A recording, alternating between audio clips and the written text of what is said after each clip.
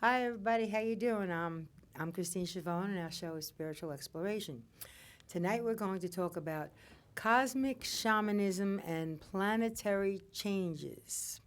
That's a mouthful. And here to talk about this with me is Stephen Popiotek. You'll remember that has been a guest on my show and many times before, and I'm hoping many times in the future. But here we are today, and this is what we're going to talk about. How you doing, Stephen? Good, thank you, Christine. It's a pleasure to be back again. Oh, yeah, it's always a pleasure to have you here. So, tell us about this cosmic shamanism and planetary changes. What is that all about? Sure.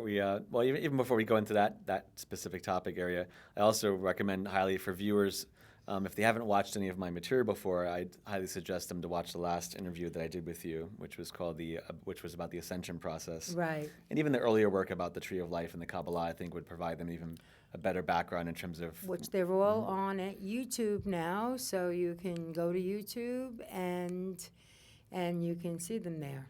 Definitely. Just because that way, that way we can kind of progress in part of the topic, so without me having to reinvent the wheel each time I come on. That's good. Yes, it's kind of like an ongoing story. Exactly. Where we can reiterate certain aspects that are relevant, and at the same time we can build upon it.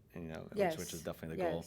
Especially because there's so much going on and so much new information that keeps coming in. It's helpful to take the pauses to digest. Oh, it's a big planet, huh? It's for sure.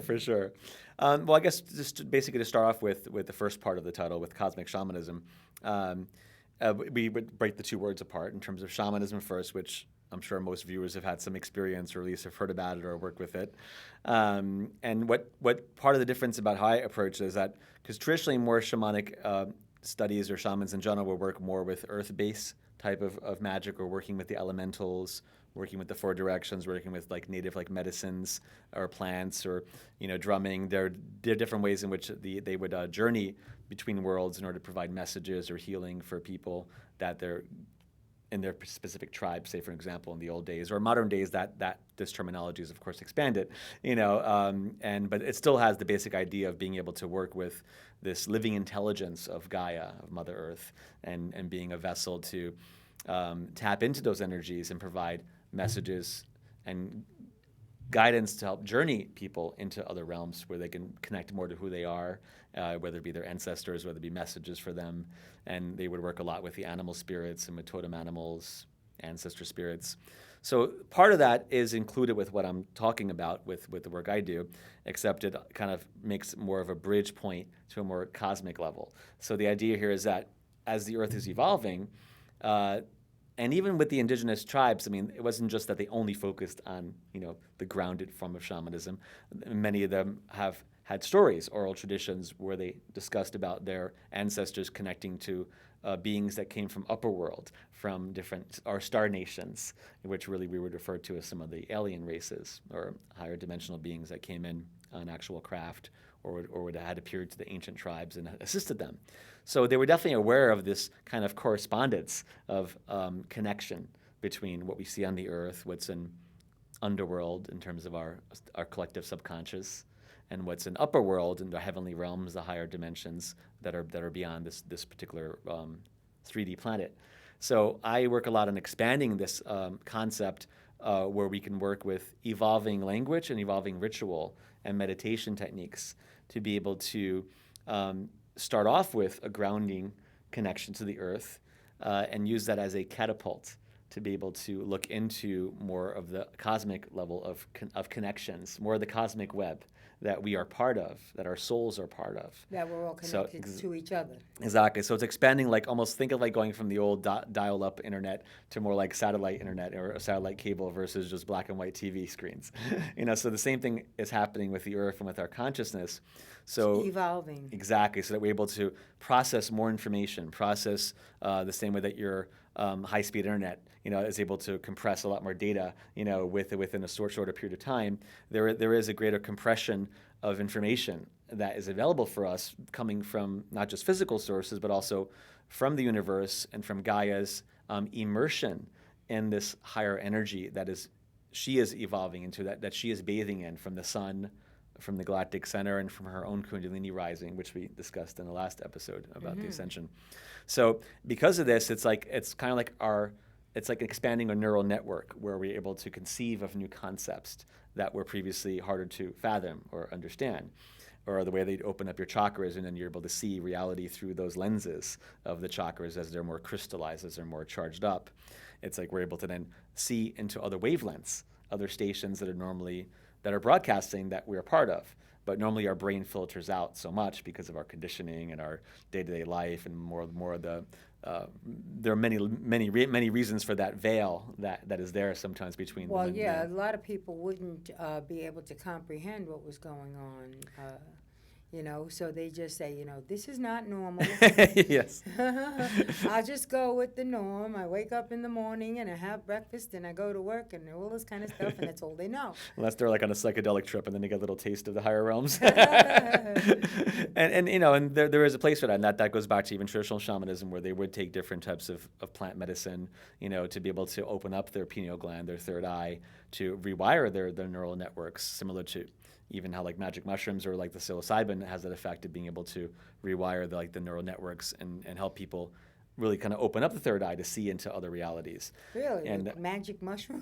Actually, believe it or not, it definitely can. Yeah, and they've done studies about how new neural networks are formed from people who actually work with that. So that's actually a pro for that. It's not that you need those things. It's just understanding that it's like taking advantage of what Gaia and the earth has produced in her bounty that indigenous elders and shamans and magicians and priestesses have known about in different indigenous cultures, and being able to work with it harmoniously, as a supplement. I would say over thousands of years this is? Of course, this happened for sure. These traditions have carried on many more times. Although, for example, in more modern days, ayahuasca has become such a popular kind of thing, which I almost... I have my own views on it. It's very powerful. I have not actually experienced it. I've not really felt a pull to it. But there are many people I know who've done it, and other shamans who work with it, and it's become such a bigger kind of trend in a way, to help people open up and release emotional baggage and be able to see into higher realms. So that's one example. But for me, I'm coming more from a Kabbalistic and Egyptian mysticism background.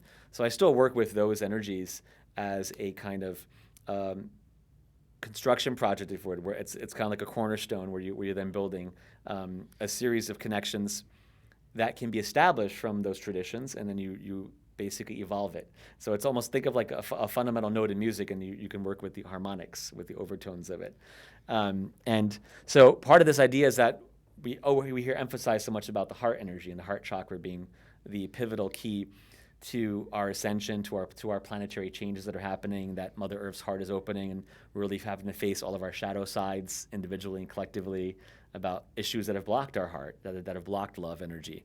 So it's even more pivotal that we are able to find a positioning where we're able to get into a deeper center that is beyond the limitation of these dualistic forces that are pulling us back and forth. And at one level, it's necessary so that we're able to face our stuff. In other words, be able to heal all the crap that we've been, hiding inside ourselves, or that we've had karmically going on from collectively or individually.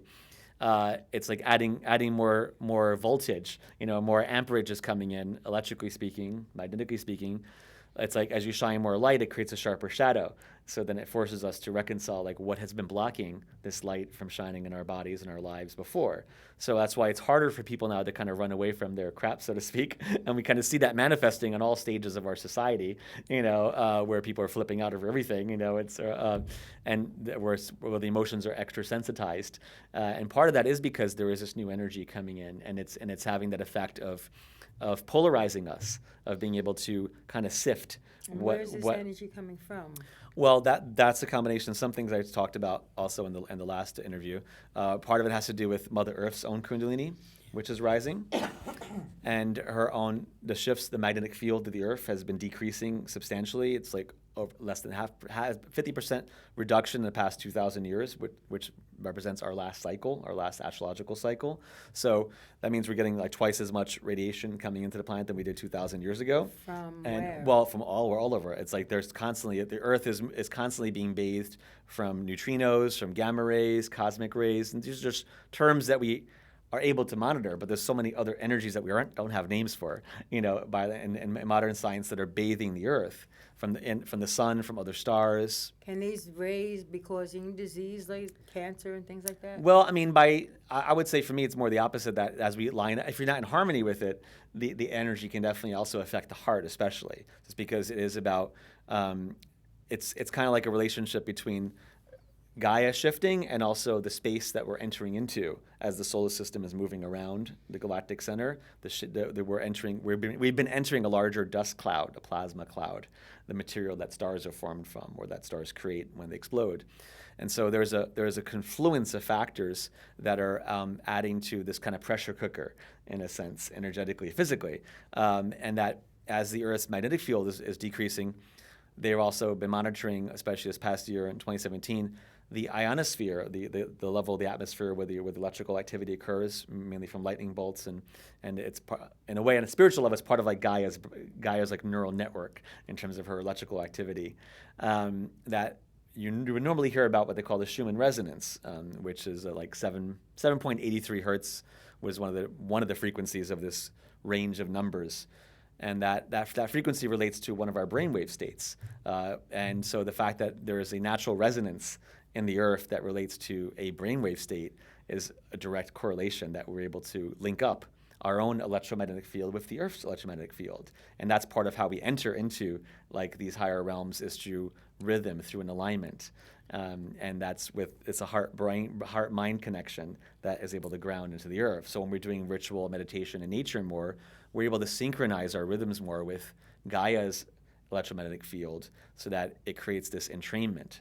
And then once that entrainment occurs, then transfer of information can occur much faster. It's like plugging in your flash drive into your USB port. If you're holding them next to each other, it's not going to do anything. Right? You have to stick it in.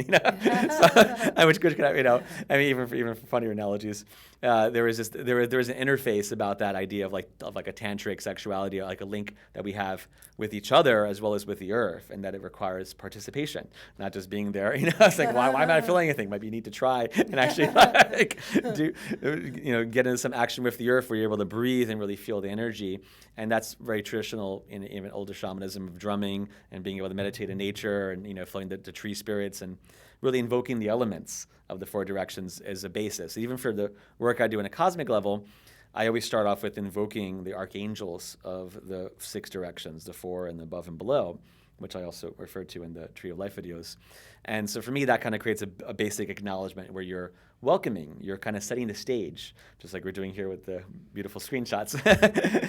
We're basically trying to create a stage, an environment that we can immerse ourselves in that is encompassing us from many directions, so that we're kind of like in the womb of that energy. And then when you're in that space, it creates a much easier time for you to calibrate to things that your mind would normally not perceive. Right. Well, first of all, where is this energy coming from? Oh, so back in terms of that, well, as I said, it's confluence. So part of it is coming in from the center of the galaxy, from where we refer to as like the galactic center or the galactic sun, the central sun. Although from astronomers' point of view, they refer to it as a black hole that's there, that's emitting tremendous amounts of gamma rays over many millennia, So we're constantly being, of course, because everything is held together by gravity, we're under gravitational influence, right, from the galactic center. It's not just our sun. And the thing is that each of these forces of nature that we normally take for granted, like gravity, it's not just there to kind of keep us, grounded in the Earth. It has a function beyond just, that mechanistic. Keeping us from floating out of space. Exactly. But it's the same way if we only look at our body and be like, oh, well, electricity keeps certain, energies moving in our bodies for chemical functions to happen. But that would be a very mechanistic way to say, well, yeah, we have emotions, but you're not going to reduce the emotions down to only chemical activity. It becomes like just a reductionism, that denies the spirit, that denies who we are as a living being inside this vessel. So the same thing with the Earth. She's a living being. It's a male-female energy. When we say Gaia, we refer to the feminine aspect of Mother Earth. So she's a living consciousness that has sparks of her divinity engaged with all of her creation. All the forms that are on the Earth that are alive are connected to this group mind, right? Even though we have our own kind of individual group minds, like humanity, humans with humans, or even people of different races, there are differences in different cultures. Well, yeah, just in terms of like their genetics and like the DNA does produce a specific energy field, information field. But usually in general, more for species, like there's things going on, for example, that. He's become more popular scientist, amazing guy, Rupert Sheldrake. He developed the concept of the morphogenetic field or the morphic field, and that's where we get the expression like the 100th monkey principle, or kind of like a snowball effect where it's actually relevant to the discussion. And where basically he had done studies more from a scientific point of view where they would train a group of monkeys on one island, and they found that when those monkeys learned a behavior, other monkeys in other islands that had no connection all of a sudden knew how to do the same behavior. And so he determined that there's, from multiple experiments over and over again, many different species, he found that basically it's almost like the old expression of like, that we even have as humans, that when enough people learn a certain trait or certain behavior, then it's easier for others to learn it. It's a similar idea. It's like breaking almost through like a cosmic consciousness of people being of the same mind. Yes. Or monkeys being of the same Yeah, mind. exactly. In that example, it has to do with an information field that is connected to the DNA of that specific species. So it creates it creates part of the collective consciousness of that DNA species. So because of DNA, or like Carl Jung each with them. species, would mimic each other. It would be like a common connecting point. Think of like a group of computers that are sharing a network. And so all of a sudden, or like think of like Dropbox. If I'm uploading something and you have my Dropbox account, all of a sudden you have the same file I do now. Right, it's up to you to open it up and use it, but now you at least have access to it. Right. And so a species with the same DNA has a group information field from the biophotons that are emitted from the DNA. There are all these waveforms that we're creating, from our auric field, but the DNA gives us more of that specific signature, like in terms of a base level of what identifies us, not just individually, but as a species. And so think of like dropping multiple rocks in a lake, and you have multiple ripples, and like the ripples all converge, and it creates patterns. Yes. And so together we're creating these unique kind of like mandalas, in a sense, just from being part of being in a body with a specific form of DNA. And so sometimes it can be pleasant, or other times it's not. If people are emanating a lot of crap or feeling bad, especially on the New York City subway, oh my God, you can really feel like the lower side of this principle. I imagine that the more people that you are crowded in with, the more negativity you're going to be feeling, more than positivity. Especially if you're dealing with people that aren't conscious of their own importance of having hygiene, energetic hygiene. Oh, no. I mean, like emotional hygiene, mental hygiene, not just on the physical level. The other stuff too, I guess. Obviously, for New York, it applies. Yes. Especially in this heat. Oh my goodness, yeah, summer fun. So with Sheldrake, he found that he referred to his principle as like the morphic field, and that it's morphogenetic because it changes with the genetics. And so if a certain number of species adapts that behavior, then it reaches everybody else. And so they refer to that as the 100 monkey, because it requires a certain number of people. In this example, the monkey, a certain number of monkeys had to be taught the behavior, and all of a sudden, it's like that snowball effect occurred. It was enough of a ripple effect that it went through the collective. So humanity is going through the same thing with our ascension and with the new energies coming in from Mother Earth, because Mother Earth is responding not just she's responding to her own cycles, to her own kundalini, to her own developmental phase, where she's now able to move into a higher space where love is going to be the foundation of her expression. And you think that's where humanity is going? Well, absolutely. It's just that before that, it's like the expression, like it's always the darkest before the dawn. Yeah, I've heard that expression, yes. So we definitely see that happening in terms of a lot of our collective stuff, especially with all the verbal vomit in the media. Tell me about it. Verbal vomit. That's a good way of putting it. I didn't. Verbal vomit and fear porn. Basically, that's basically that's unfortunately. And part of that is happening because they want to distract people, because they understand that humanity is evolving, and if we're evolving in this new DNA, literally, that means our morphic field is shifting.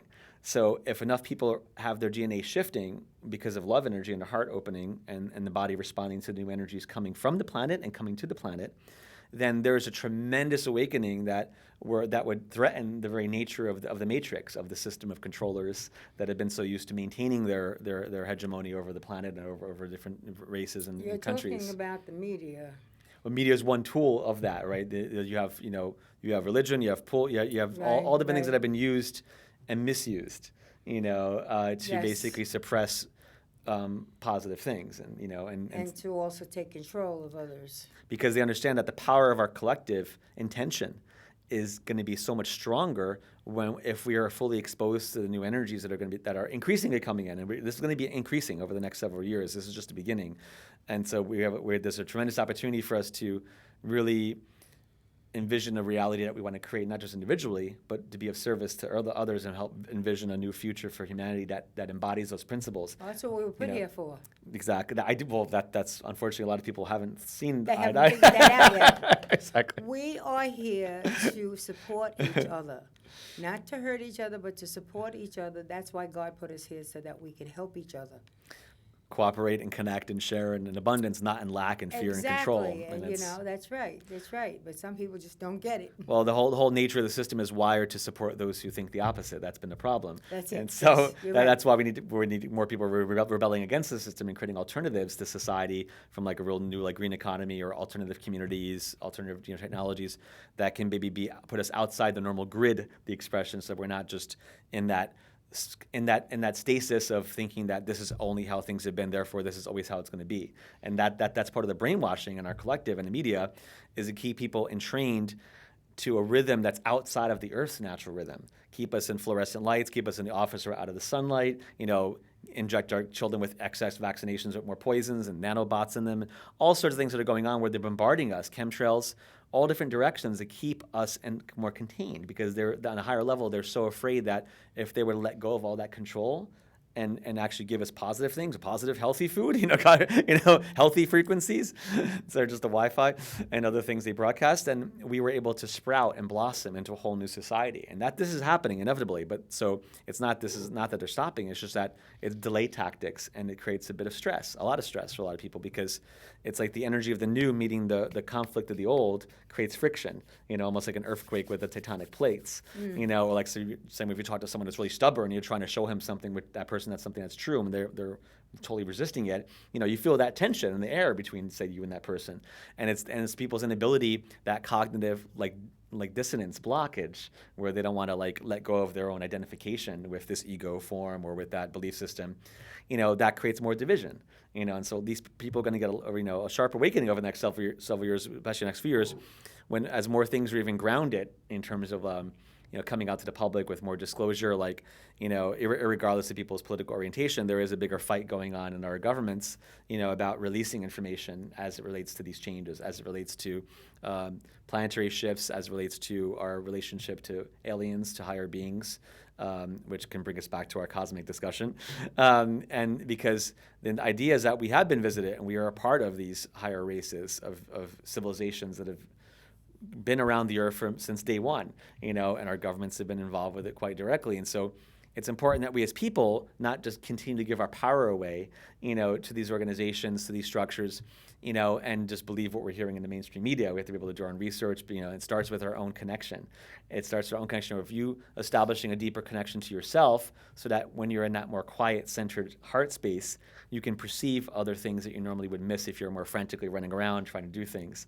So from that space of stillness and heart-centeredness, really ground into the earth, and really connect to the earth, so that you can, like a lightning rod, be able to have a space to settle in and then expand your sense of identity. Like, how is Mother Earth feeling right now with the energy? What is going on during this time frame? And giving permission for the angels, for the guides, for the fairies, the elementals, to be with you in that space, so that you can open up and then look. So you're first acknowledging where you've come from, at least in this body, like the way you honor your ancestors, honoring your genetics, honoring your Earth Mother, Earth Father connection. And then from there, it's like a tree. You're like a tree. You're grounding your roots out. Then you can expand your branches. But if you're just trying to shoot out first and not grounded, fall down. exactly. So part of the chaos that they keep trying to create is this idea of separation, where we're being divided below and being divided above. And being divided all directions is what the shadow groups and the negative, brainwashing at that attempts Trying to do. Yeah, because they want us to be more isolated, both within ourselves and from each other. Do you think that man will overcome all of these obstacles? 100%. I'm not saying that necessarily everyone's going to be around to witness that, because it's understanding the nature of like death and rebirth and reincarnation, that there's a certain amount of people that aren't energetically going to be able to handle this new energy of the earth. So they will check out. There'll be times where certain people may have their last incarnation on this cycle, because there is a whole new cycle beginning. And it's not about a judgment. There is just understanding that the planets are like schools, and if you're able to deal with high school and you didn't graduate, maybe you need to go back to a different, start over again. But but you're not going to hold back other people that are ready to go to college, So in the same way that enough beings that are here are ready to create a new society, we're going to create it. It's not about, giving our power away to former structures, former generations that couldn't see past their own, their own horizon point, or their own corralled vision. So for me, working with the shamanism and this more evolved function, is important that we also upgrade our concepts of what it means to evolve our mind as well as our heart. So for example, I'll give you one basic example that we work with. There's a term we call the star heart. This has to do with the evolution of the heart chakra, where we're not just learning how to, well, for some people, they're first just learning how to open their hearts in general, right, to feel love and let more love in their life. But assuming you're already past that basic level, hopefully, we all need reminders, though, because it's very easy how we sometimes shut ourselves down or like get so limited in terms of condition of how much love we're able to receive or how much love we think we should receive, or judgments around it, and all the rules that regulate it that we've been taught by society or religion, parents, that's a lot of deconditioning. That's kind of like a prerequisite to even understanding this topic. People instill things in us, and then we have to sort through what's good and what's not. Very true, and that's part of like being like an alchemist for your own journey and making that lead into gold. As long as you have too much lead there, too much weight doesn't work out. So the star heart, basically, what we see is that there's an evolution of the heart where there are new chambers energetically forming in the auric field, the heart chakra, that are here to help us receive love from other planets, from other star systems. And the first way it appeared to me initially was in two forms. One is as a wheel with crystals around it. Think of like a zodiac wheel, but with crystals, or as like the old school like breastplate of Aaron, of like where the high priest used to wear in the Jewish religion, where they would have more like the rectangle with the crystals representing like the 12 tribes or 12 signs. So it can appear in one of those two forms and even other forms too, but this is the basic level. And the idea here is that each of those crystals, whether they're 7 or 12, I mean, don't be limited by the number I'm saying, but there is a basic idea of starting points. So this idea of expanding these compartments in our heart chakras so that each crystal represents a grounding of vectors of influence, of rays of light, rays of love that are being sent to the earth from all around. Like so many planets in general, just the body of the creator, the one infinite creator, is constantly pouring love on all of its own body. But it's up to us and people that are on a given planet to be aware that we're immersed in this frequency of unconditional love. We've created so many barriers to that, collectively and individually, and different negative groups have gone out of their way to try to diminish that influence. And that's what we're working on a lot now, is the deconstruction of these matrix control technologies that have been put in play for a long time that have tried to block us and block the earth from moving up. So now, what do they have to gain by doing this? Because these negative groups ultimately serve the agenda of higher dimensional negative extraterrestrials who have a kind of an empire situation set up. To think of like the old like dynasties we had, or like the hegemony of the U.S., controlling other countries, or the way the British Empire did, and the idea is that you have these empires have been created on all different levels, not just on the Earth, and that this collusion that's happened for so many decades in modern times between some of the governments and these negative extraterrestrial groups, have just reinforced part of the methodology that was already in play for a long time by the Illuminati and by other groups that are spawned out from these ruling families that have been around for many millennia. Because for them it's about commodifying consciousness. Think about the resources of these international bankers, or corporations that would fund both sides of a war, and then they would make money off both sides. So they didn't care who to win in that sense because they're profiting off both, and they're able to manipulate the agendas. Isn't that bad for their karma? Yeah. These people don't, because they don't think about. They don't even care about it, because for them it's more about their own ego, and they're serving more of a false deity, false god energies. That's right. Yeah. And for them the love is weak, love isn't strong. So they're exactly on the opposite side of our paradigm. So for them it's more about the greed and control and the rape and violation, as opposed to freedom and love and sharing and evolving. So they want to create a false unity, like a new world order, like where everyone is like homogenized and chipped and they're in control. Screw that. Whereas as opposed to, we see that in our modern surveillance society, and there are a lot of things that go on with that, where they want to reduce our rights and keep us more in a controlled system. But that's not what a future society is going to look like. It's the exact opposite. Well, where do you think all this is going to end up? Well, again, so back to the idea of the stars, that as the Earth is also doing this, not just our own heart is opening, because it's as above, so below. Mother Earth is evolving all of her geometries, all of her vortexes, her very core, the quantum energy in Gaia's core, her physical core, is literally shifting. Think of how we would make light, for example, like in a light bulb where different gases, where if you're stimulating the electrons to go and they're moving from one orbit to another, they release a specific color of light. It's a frequency. So literally just like our chakras. So Mother Earth's literal electromagnetic field is shifting, so she's going to be producing more of the green ray, more of the heart energy. So it's not just a metaphysical term, it's a little electrical shift that's happening that I started mentioning before. In the ionosphere, they've also been measuring a lot of higher frequencies that they've been picking up on, literal higher frequencies, like in the higher hertz realm, that are not just a Schumann resonance of 7 or 8 hertz, but much higher harmonics of it. And so it's literally like expanding our electrical activity and the body of the Earth is also affecting our whole nervous system and our own electrical fields. And so this is part of like how Gaia is able to transfer the new codings to us. It's a coupling, like plugging in a socket, into your computer, the wire, so you can have the electricity to run it.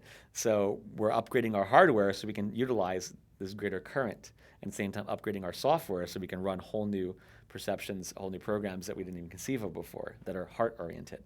So the star heart, so Gaia is evolving her literal energetic core and physical core is shifting. So there are literally higher chambers forming on different levels inside the Earth that relate to the star heart.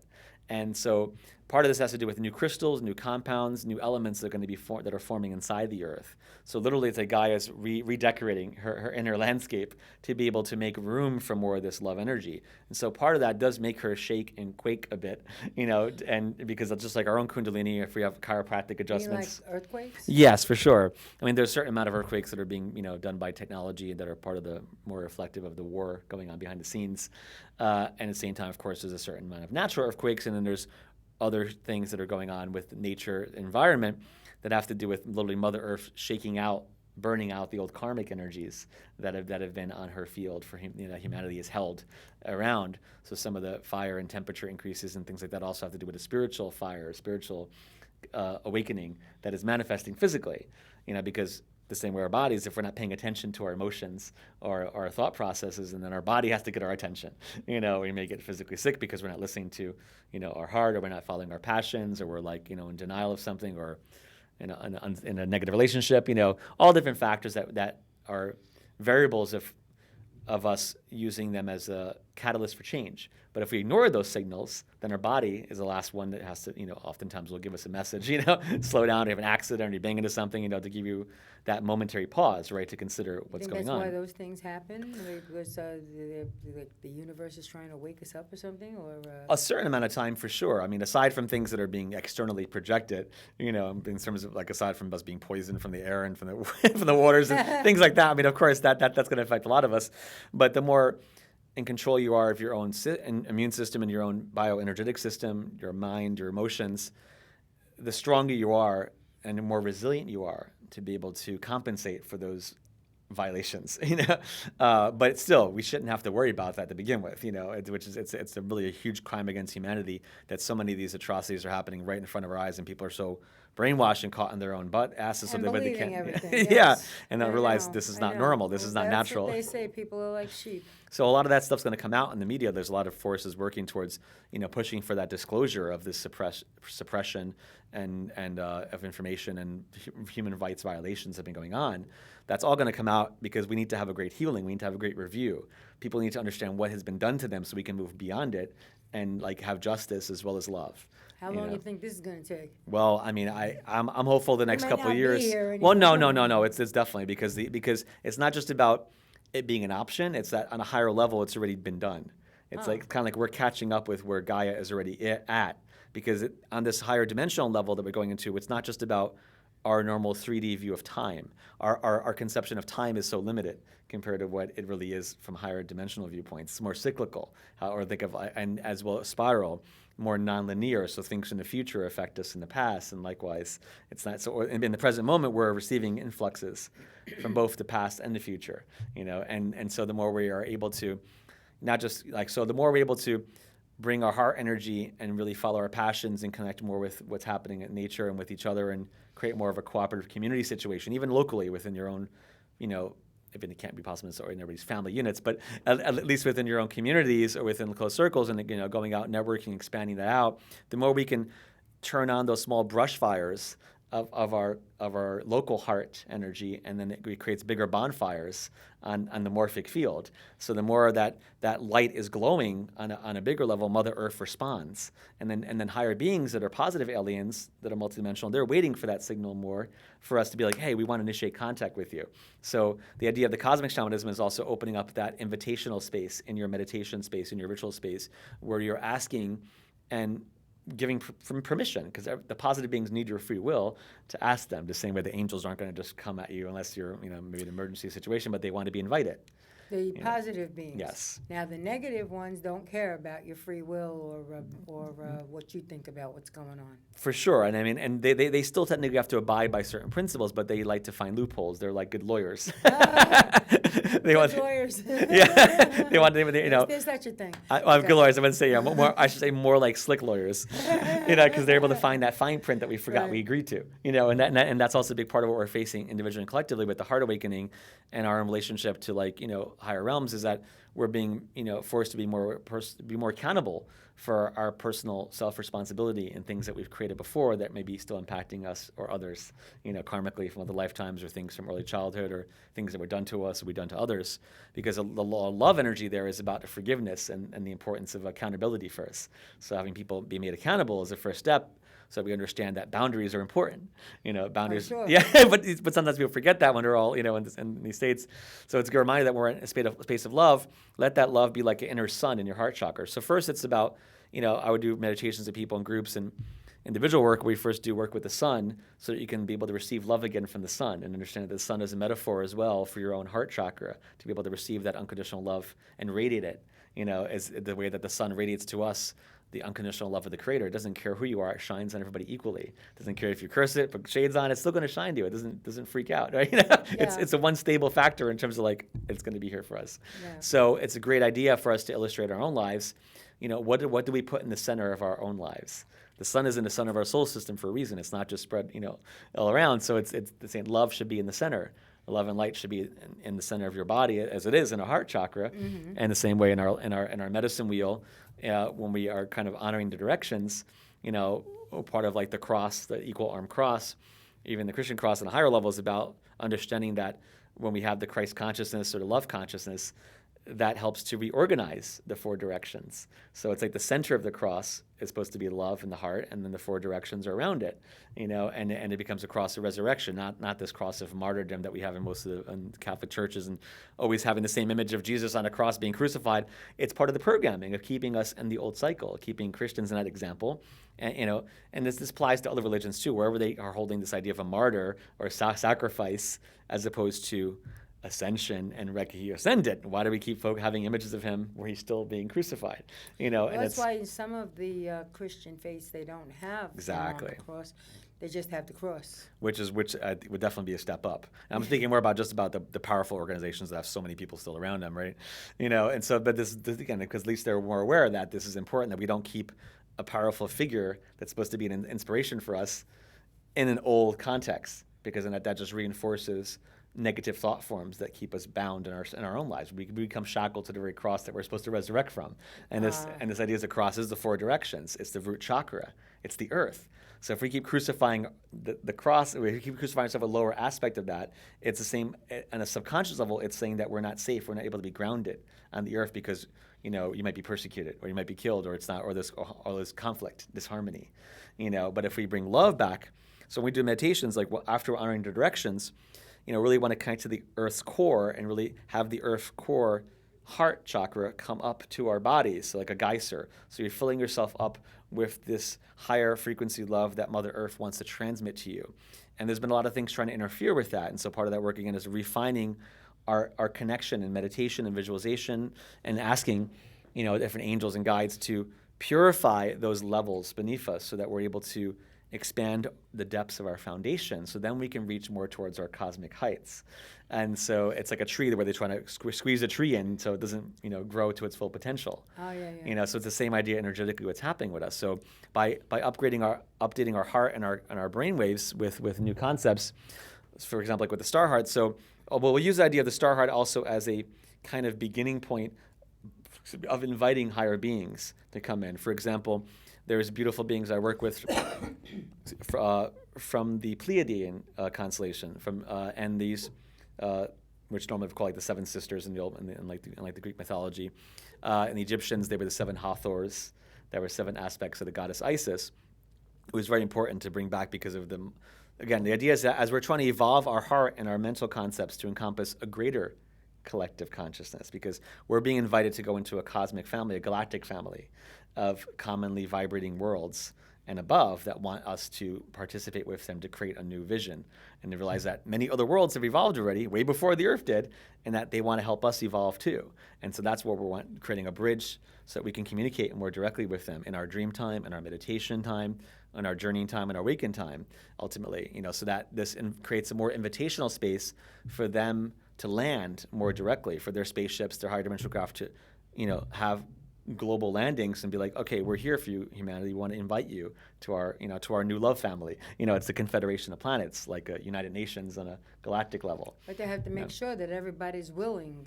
And that's the thing. And or at the very least, enough of the morphic resonance is shifted so that they know that they can reach enough percentage of humanity that wants to be here in that vibration.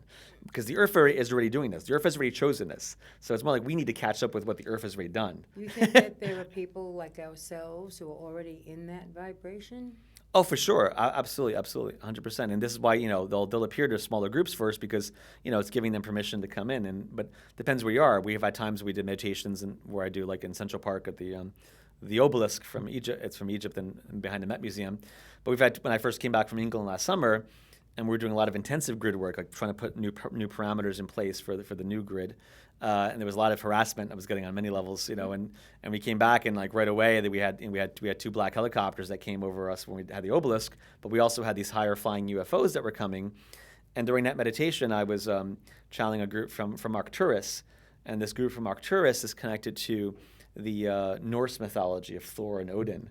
And so there are higher dimensional beings that embody that were the messengers of those archetypes that have an amazing civilization, not just in Arcturus, but other systems, but that's one of their homeworlds. So I was getting a channeling from them, a download, and then some other people in the circle had their eyes open and saying, oh, look up. At that time, you could see Arcturus in the sky, and there was high-flying UFOs flying towards Arcturus while I'm channeling. You saw this? Yeah, people in the circle pointed out to me because I had my eyes closed first, and then I opened my eyes, I could see it. And then the thing is that just before that, a day before that, when I came at my dream plane, I was getting some of the harassment, because this work is not just airy-fairy. We're doing work to try to transmute consciousness. So things happen while you're sleeping? Yeah, so also the idea is that if you're think of like in like the Matrix movie where there's a fundamental coding, say the program has to keep people in a simulated idea of what they're able to, parameters that they can operate within. On an energetic level, that's what we have in the Earth. We have certain parameters that are artificial, that represent our conditioning, and that we can break through that. And so, but it requires there's a bit of resistance or inertia. Same if you try to walk into a group of people, say that are one orientation politically or whatever, and you try to make them the opposite, you're gonna throw you out the room. So the idea is similar, is that there is this inherent inertia we have to overcome in order to break out of the circle, break out of that orbit of the influence of that idea, of that thought, of that vibration, right, into, say, more of a heart space in this example. So it's a bit like the way there's so many satellites and space debris that circle the Earth. We have a lot of debris, in the collective consciousness of humanity that has been blocking a lot of this energy, both subconsciously by people and also deliberately by other groups that are more aware of how to manipulate those fields of information, like think of like the army with their psychological operations, spinning a narrative or a cover story. Meanwhile, they have a whole other agenda, So it's this game has gone on for so long in so many different ways. I was losing a basic point I was trying to get at. So with the desire to overcome the resistance, you're going to maybe potentially also run into some obstacles, because you run into things that are used to maintaining that order even though it's a false order or a shadow order. So sometimes when I'm doing work with groups or other more specialized groups where our attention is more about being more of a warrior, love warrior, in this regard, we're also incorporating will, and we're asking for the higher beings that are also coming and that want to help the earth move past this resistance. So we'll go in there the same way, if someone's trying to break in your house and you call the police, the police have a role and guardians have a role. So, part of our roles, we take on that service role as a form of guardianship, where if we need to have, free will that's being violated and we need to call in higher light forces, the angels and even extraterrestrials, they still need people because we're like the foot soldiers on the ground. We're the ones here in the body. So in order to create change, you have to create an alliance between a certain number of humans that are working in cooperation with the angels and with the galactic beings who want to inspire that change. Because the dark groups are doing the same thing, but they've been more well organized for a lot longer. We've been all over. Seems that way. Yeah, we've been very scattered and different apart. But luckily, because there is a lot more higher beings that are of light that want to help the earth, they can compensate for that, in the long run. And that's what's happening now, is that they want more people really to be aware of the power of our collective consciousness. That when we come together in love and harmony and with invitation for our cosmic ancestors to be with us and honoring the new earth, we're then able to we're able to invoke a whole new space, a whole new canvas that we can paint on, where we can envision a new earth and this space, and then that's something that creates a thought form that has substance. And you think this can happen in it's already happening. I've seen tremendous changes with that and with people in different places, and like I said, it can happen locally, where, just to finish that story, so we came back from to the park. I had a dream when I came back, because it was not really it was a dream, but it was more projection going on while I was sleeping, where some of the government agencies that were involved, because there are aspects of the CIA and NSA that are involved in trying to interfere with the new grid system, and they were trying to create a reverse image of some of the new structures that we were creating in England. And one of the structures that we work on that's part of the new grid, there are these new watchtowers of light that are forming. Think of like pillars in a temple. It's like as Gaia is restructuring her body, there are these new beautiful watchtowers forming that are part of her new scaffolding, her ability to connect to these other realms.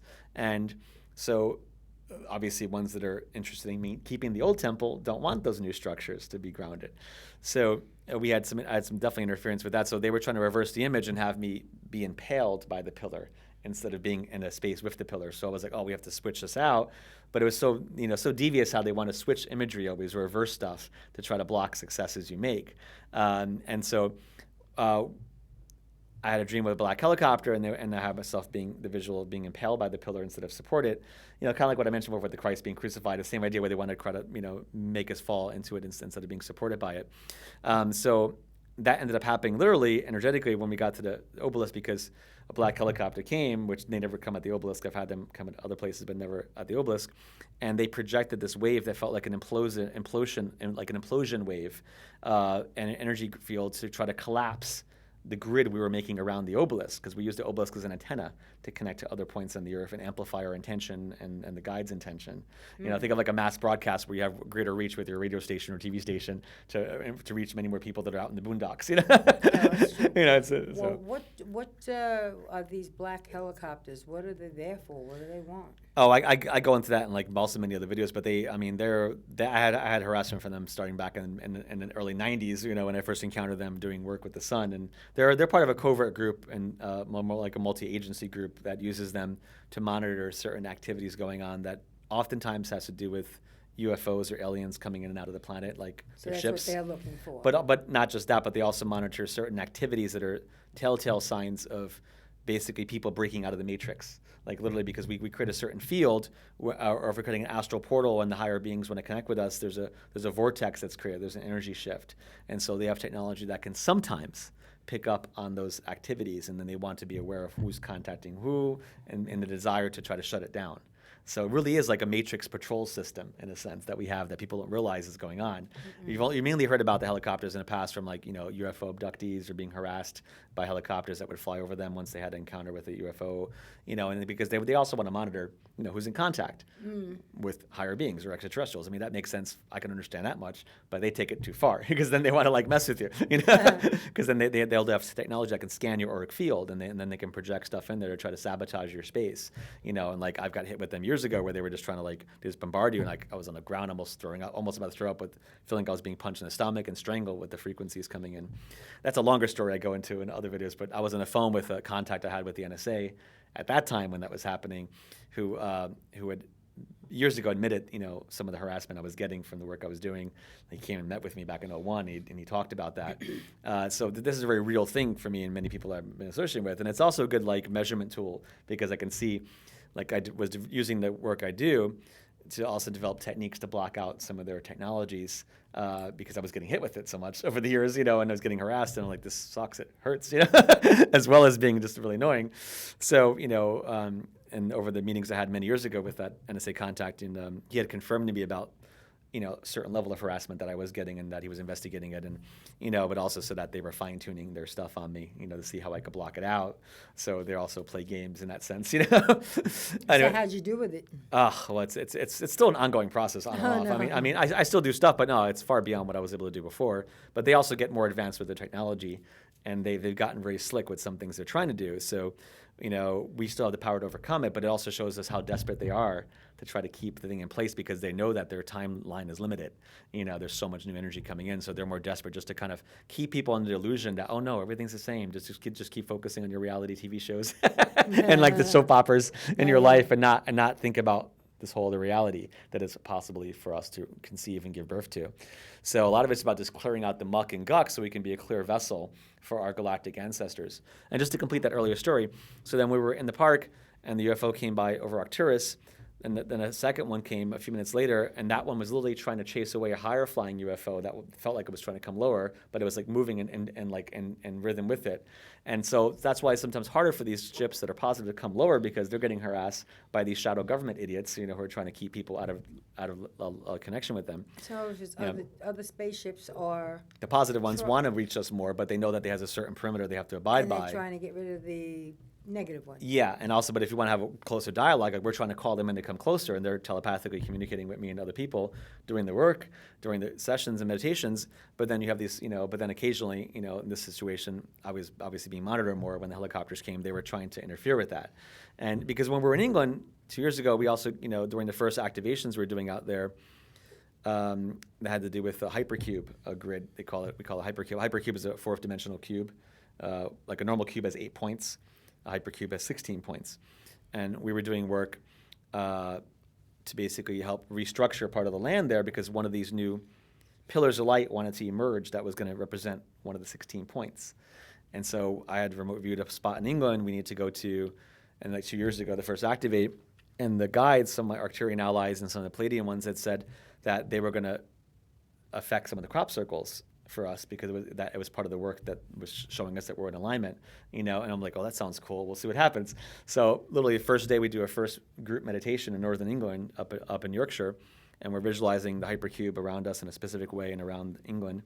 The next day, a crop circle forms of a cube with a sphere in the middle of it. Wow. And that's what we're visualizing around the Earth. And then the main guardian that came with us during it was a phoenix, like so many phoenixes, spirit sunbirds, that were appearing in a higher realm all over England as a guardian of this new structure. And like kind of like a guardian of the resurrection process, like the death and rebirth energy of the phoenix. And literally 3 days later, a crop circle forms of a phoenix. Wow. With a cube as a head and a sun disk as a crown. Wow. So that impressed a lot of people around me, because I'm like, well, this is real stuff. They're communicating with us now, This literally. Is stuff that just happened overnight when nobody was looking. Yeah, exactly. This is totally being manifested, and never has a crop circle of a phoenix formed before, especially with the cube as a crown. And that was in Avebury, and we got to do a meditation in there. So we continued our activations inside the phoenix crop circle. And the phoenix is the very first symbol that I worked with back in '97 in the Cahokia Indian mounds in Illinois, where there was a Native American group there that worked a lot with the phoenix and the sunbird. And that was the initial point of all my grid activations started at that point there. It had to do with awakening this new heart energy of the phoenix as a guardian, the sun guardian, the awakening of the heart, and that the native cultures knew about it, that this is awakening inside the earth. And so it was 20 years later, 18 years later was perfect timing. That this now is continuing, that we're really ready for this new awakening, of the phoenix, and it's going to overcome all the obstacles. And that's always a good metaphor that we work with. So, and that example, just a complete what I said earlier, with these Palladian priestesses, one example of the group there that they also work with the Phoenix. Many different galactic beings work with some of these same archetypes, but they evolve them because they're higher dimensional. So when they envision things, it has a stronger effect. So there's a group of priestesses that are referred to as Arathena, that is in the Pleiades, and they're beautiful priestesses that have like a lot of blue light around them, and they'll wear like a blue phoenix kind of crown or Where are headpiece. Well, in the Pleiadian systems, and there's a few planets. In one of the stars called Taygeta, based in the Greek mythology, and Alcyone. They work a lot with those areas. But it's a blue phoenix order. So we'll call on the Starheart Palladian priestesses. So in other words, we use some of the new terminology as part of the way we upgrade our invocation or prayer of an invitation. So that it's more like almost like having an encrypted channel network to connect with them, because these terms haven't been corrupted yet. There's no connotation of like negativity around it yet. So, and it's like the same way that. Let's hope it stays that way. Well, that's the thing. It's exactly the same way that there's been beautiful things with the goddess Isis for so long, and then all of a sudden now, with the crap going on in the Middle East, they totally perverted that name of the Sacred Mother. I know. And it's part of the same, but it's the deliberate agenda, because they know that energy is one of the main sources coming in from the Pleiades of the new divine feminine that wants to evolve the earth. So they had to create something of contrast that serves multiple agenda to try to block that energy. And so. That's it. It's part of the sales Well, spinning. with that, I'd like to say thank you for being here, and it's such an interesting conversation, and really, I'm going to have to sit and watch this show a couple of times to see to get it all down. But in the meantime, I want to just say thank you for coming, and there we go. Thank you for having me. Thank you, everybody out there, and hold tight with the heart. Open it up. Good night, everybody.